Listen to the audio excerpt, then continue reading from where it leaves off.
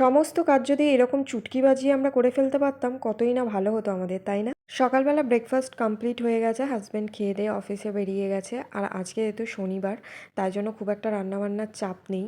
তো আজকে আমি অন্য একটা কাজ করব। আর বাইরে এদিকে প্রচণ্ড বৃষ্টি হচ্ছে, ওয়েদার একদমই খারাপ। যেহেতু রান্নাবান্না খুব একটা বেশি কিছু করব না, তাই জন্য ভাবলাম ওয়াশিং মেশিনটা একটু ডিপ ক্লিন করে নিই।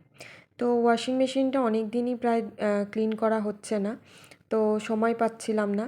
তো আজকে যেহেতু সময়টা পেয়েছি, তাই ওয়াশিং মেশিনটা ক্লিন করে নিয়েছি, একদম ডিপ ক্লিন করে নিয়েছি। আর এদিকে চানও করে নিয়েছি। ওয়াশিং মেশিনটা ক্লিন করা তোমাদেরকে আর দেখায়নি। আর তারপরে ওই সব কাজ করতে গিয়ে এত খিদে পেয়ে গেছিলো। আজকে আমি ডাল রান্না করেছি একদম পাতলা করে, আর সয়াবিন আলুর তরকারি করেছি।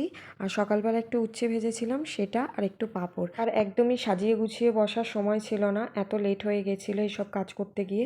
আর সাথে ছিল আমার প্রিয় আচার।